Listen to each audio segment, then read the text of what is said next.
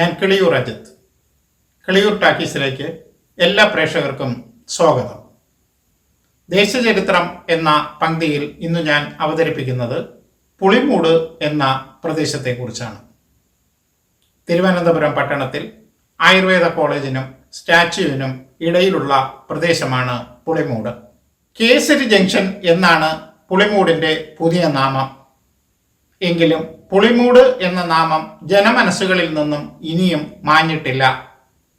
പ്രശസ്ത പത്രപ്രവർത്തകനും എഴുത്തുകാരനുമായ കേസരി ബാലകൃഷ്ണപിള്ളയുടെ സ്മരണ നിലനിർത്താനാണ് പുളിമൂടിന് കേസരി ജംഗ്ഷൻ എന്ന് നാമകരണം ചെയ്തത്. 1990 അന്നത്തെ തിരുവനന്തപുരം സിറ്റി മേയർ സ്റ്റാൻലി സത്യനേശനാണ് കേസരി ജംഗ്ഷൻ എന്ന പേര് പ്രഖ്യാപിച്ചത്. തമ്പാനൂർ പാലക്കൽ മേലെ വീട്ടിലാണ് കേസരി ബാലകൃഷ്ണപിള്ള ജനിച്ചത്. പാലസ് ട്യൂട്ടർ അകത്തൂട്ട് ദാമോദരൻ കർത്താവായിരുന്നു കേസരിയുടെ പിതാവ്. മുമ്പ് പുളിമൂട്ടിൽ വലിയൊരു പുളിമരം നിന്നിരുന്നു. ഈ പുളിമരം അടയാളമാക്കിയാണ് പുളിമൂട് എന്ന സ്ഥലനാമം സിദ്ധിച്ചത്. റോഡിന് വീതി കൂട്ടിയപ്പോൾ പുളിമരം മുറിച്ചു നീക്കാൻ ഉത്തരവുണ്ടായി. എന്നാൽ ഇതിനെതിരെ പ്രതിഷേധമുയർന്നു. ഇതിനിടെ ആരോ പുളിമര ചുവട്ടിൽ ഒരു വിഗ്രഹം കൊണ്ടുവച്ചതോടെ പ്രശ്നമായി. ഒടുവിൽ ഒരു വലിയ കാലവർഷത്തിൽ കാറ്റ് പിടിച്ച് പുളിമരം കടപുഴകി. അതോടെ പ്രശ്നങ്ങളും അവസാനിച്ചു.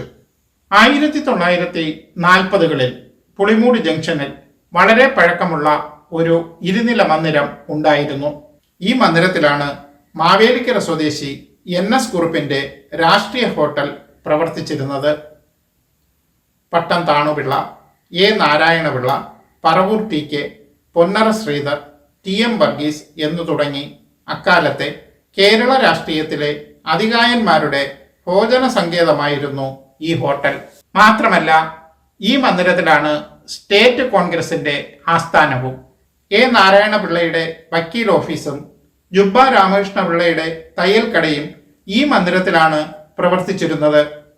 അതായത് സ്വാതന്ത്ര്യ സമരത്തിലും കേരള രാഷ്ട്രീയത്തിലും വഴിത്തിരിവുണ്ടാക്കിയ ഒട്ടേറെ തീരുമാനങ്ങൾക്ക് സാക്ഷ്യം വഹിച്ച മന്ദിരം. തിരുവനന്തപുരത്തിന്റെ സാമൂഹ്യ സാംസ്കാരിക മണ്ഡലങ്ങളിൽ ഒരു കാലത്ത് ഈ മന്ദിരം നിറഞ്ഞു നിന്നിരുന്നു.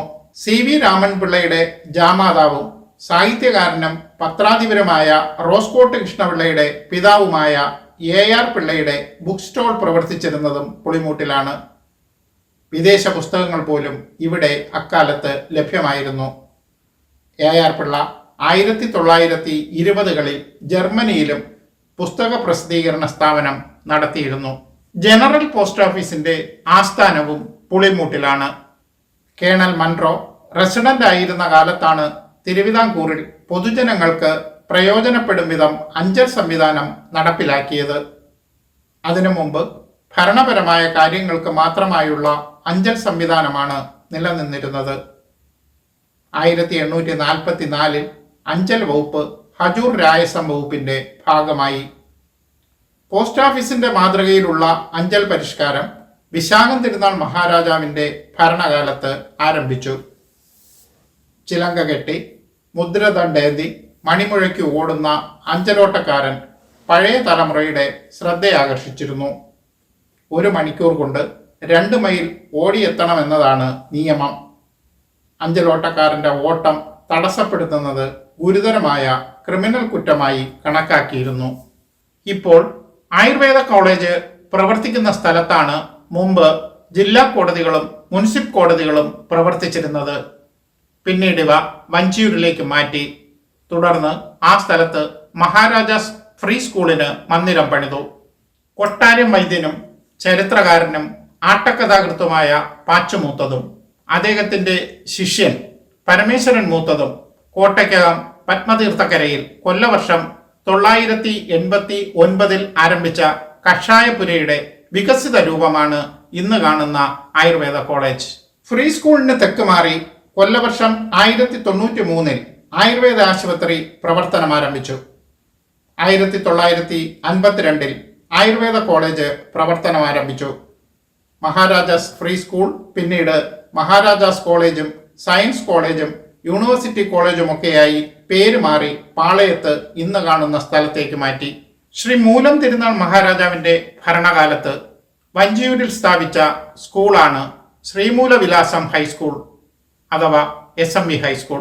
ഇന്നത്തെ കോടതി വളപ്പിലാണ് സ്കൂൾ പ്രവർത്തിച്ചിരുന്നത്. 1943 ശ്രീ ചിത്തിര തിരുനാൾ മഹാരാജാവാണ് ഇന്ന് കാണുന്ന സ്ഥലത്തേക്ക് സ്കൂൾ മാറ്റി സ്ഥാപിച്ചത്. ഇവിടെ പ്രവർത്തിച്ചിരുന്ന പോലീസ് ഹെഡ്ക്വാർട്ടേഴ്സ് തൈക്കാട്ടേക്ക് മാറ്റിയ ശേഷമാണ് സ്കൂളിനായി സൗകര്യമൊരുക്കിയത്. പോലീസുകാർ നിത്യപൂജയ്ക്കായി സ്ഥാപിച്ച ഗണപതി ക്ഷേത്രം സ്കൂൾ വളപ്പിൽ ഇപ്പോഴുമുണ്ട്. ഫീസ് വർധനവിൽ പ്രതിഷേധിച്ച് 1922 നടന്ന ചരിത്രപ്രസിദ്ധമായ വിദ്യാർത്ഥി സമരം അരങ്ങേറിയത് ഈ സ്കൂളിലാണ്.